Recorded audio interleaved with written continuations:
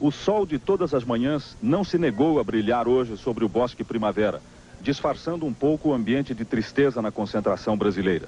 O único sinal de anormalidade à vista era o campo vazio, com a bola solitária, sem a companhia alegre dos jogadores brasileiros, que treinaram aqui durante 25 dias.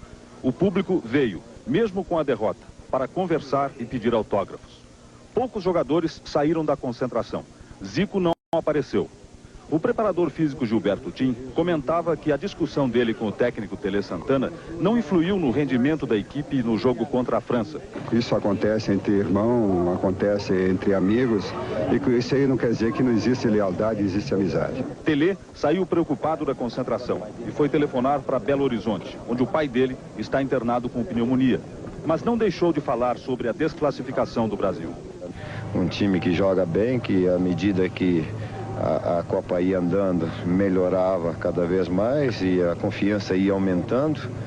E desclassificado nos pênaltis, um regulamento que nós tivemos que aceitar porque era imposto já desde o início. Quantos jogadores brasileiros deixaram de ganhar por não terem vencido o Campeonato Mundial?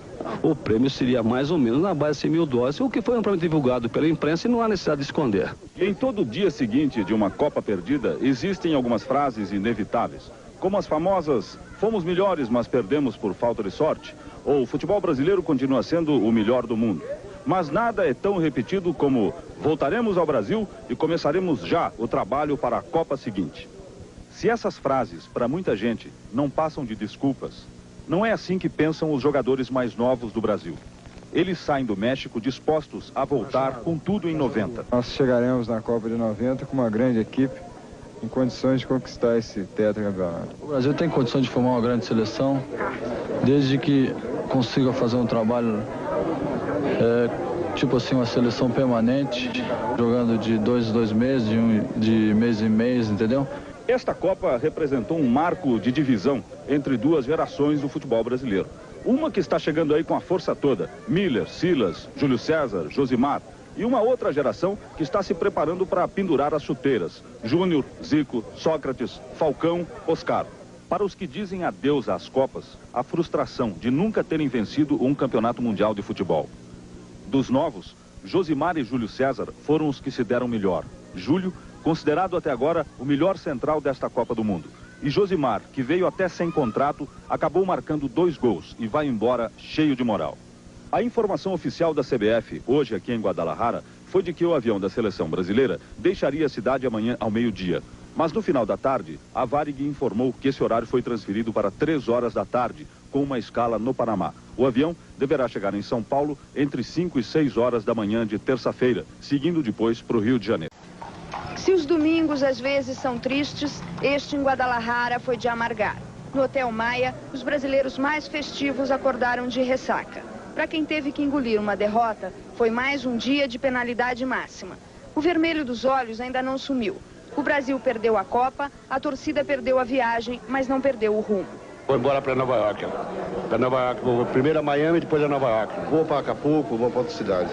Chega de Copa do Mundo? Chega de Copa, não quero nem falar mais em Copa. O negócio agora é torcer para a Argentina? Torcer para a Argentina. Outros torcedores ficaram na piscina.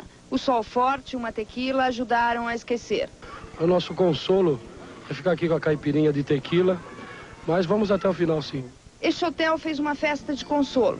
Feijoada, algumas bandeiras verde e amarelas e música brasileira.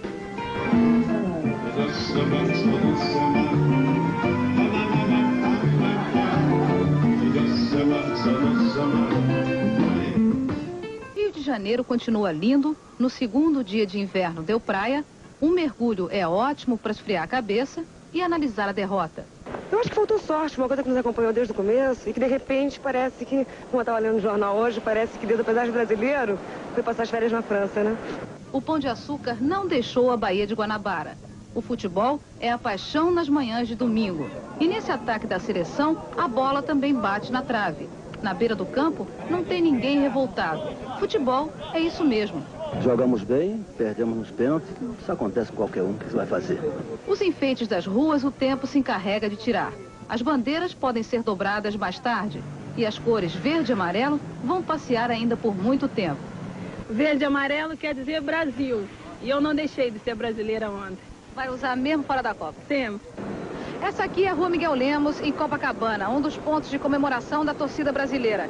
Enquanto a nossa seleção vinha ganhando jogos na Copa do Mundo, a rua ia ganhando mais enfeites e mais alegria. Se o Brasil tivesse ganho ontem da França, hoje aqui ainda teria festa. O Brasil perdeu, mas os moradores da rua não perderam o espírito esportivo. Roda o mundo, a roda gigante, outras aventuras certamente virão. E o trem do futuro já traz novos aventureiros. Acabou o Brasil, foi aquela decepção, mas a gente não deixa de ser brasileiro, né? Apesar de chorei muito, mas a gente não deixa de ser brasileiro. Aliás, todo mundo chorou, né? Não foi o fim do mundo, foi apenas o fim da Copa, para nós.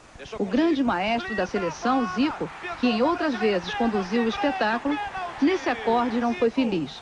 Faltou sorte, mas o coração brasileiro perdoa. Ele não tem culpa, coitado. Ele é um ser humano como outro qualquer, né? Perdoou.